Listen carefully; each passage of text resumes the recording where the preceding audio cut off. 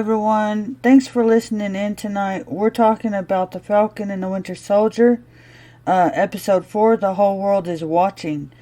I don't have much to add to the previous episode.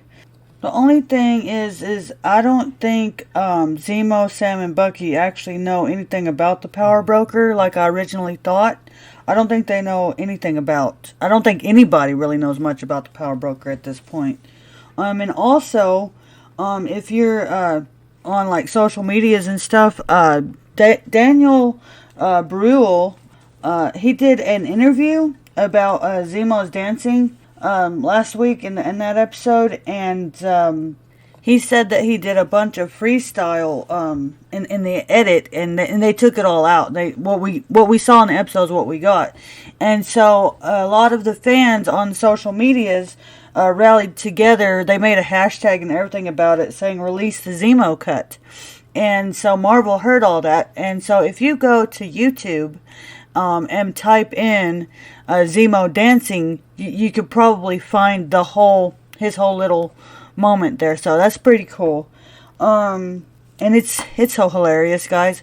But anyway, let's just get into the episode we're currently talking about, which is The Whole World is Watching. The synopsis reads, John Walker loses patience with Sam and Bucky as they get closer to learning what Karli Morgenthau is fighting for. So this episode starts out in Wakanda 6 years ago, and it's Bucky.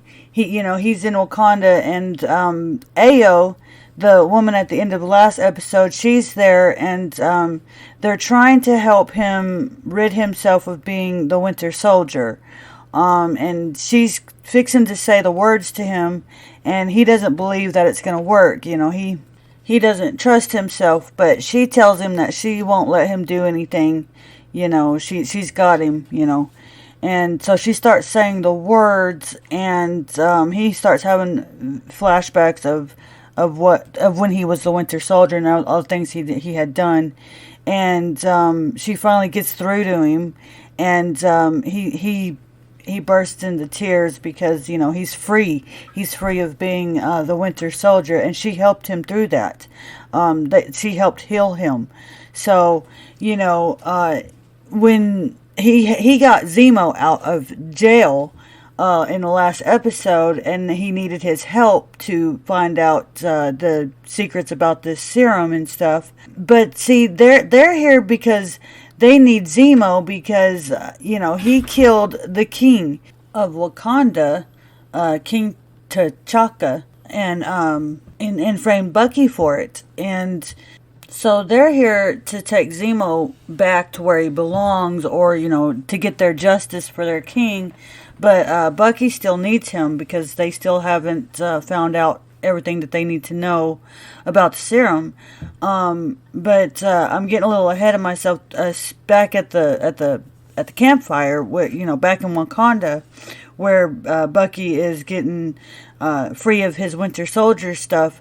This scene right here, Sebastian Stan did such a good job.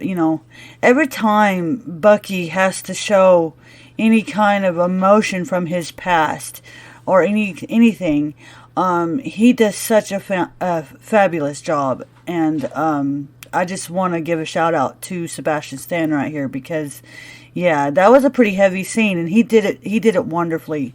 So, but anyway, back in the alleyway, Ayo is asking Bucky how could he free Zemo, because I believe she points out everything that Zemo has done, and she also points out everything that she's done for Bucky, and he tells her, that he's very grateful for everything, and he tells her that Zemo is just a means to his end, and everything, but she gives him 8 hours to bring Zemo in, or she's coming for him.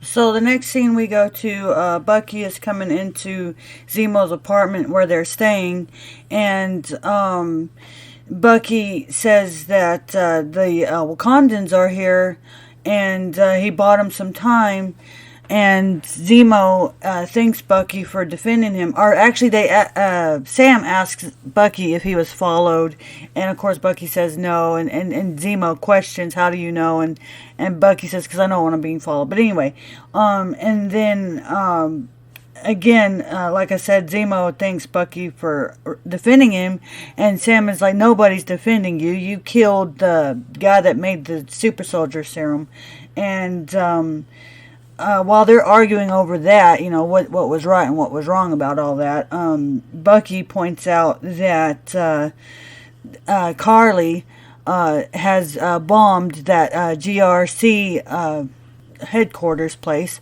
And then Zemo points out that she's getting worse and that she is a supremacist group, and like she's no different than the Nazis and Ultron and then the Avengers.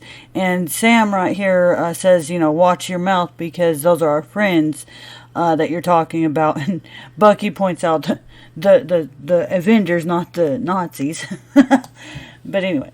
But Zemo, like I said, he points out that anybody with the super soldier serum,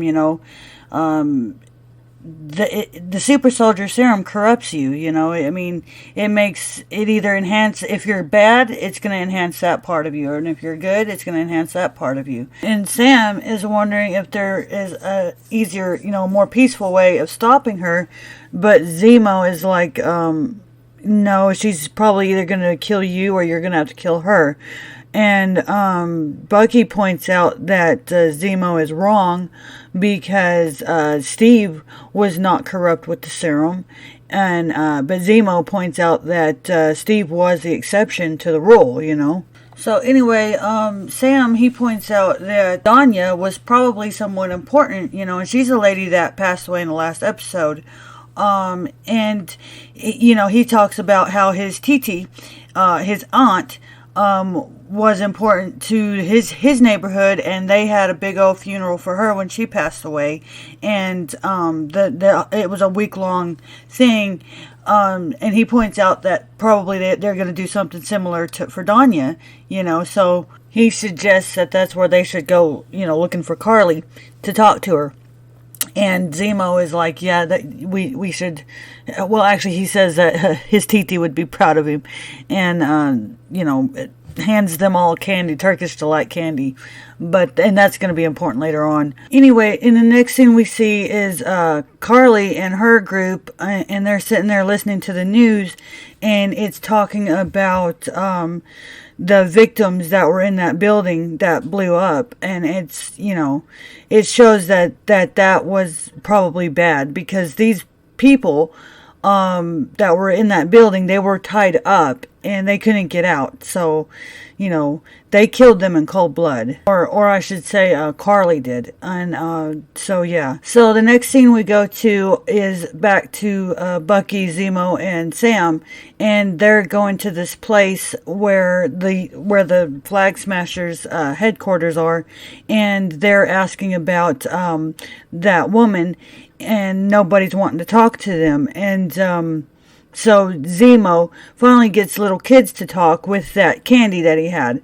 And he is so creepy right here. Getting a little ahead of myself, Sam upstairs, he talks to this guy, and this guy is pointing out how the GRC has promised them, to do things for them, and they haven't sent what they promised. And anyway, back downstairs with Zemo, he gets the little girl to talk. But he has her whisper in his ear because he doesn't want Bucky and Sam to find out the information. He wants to keep that information to himself where they can find Carly,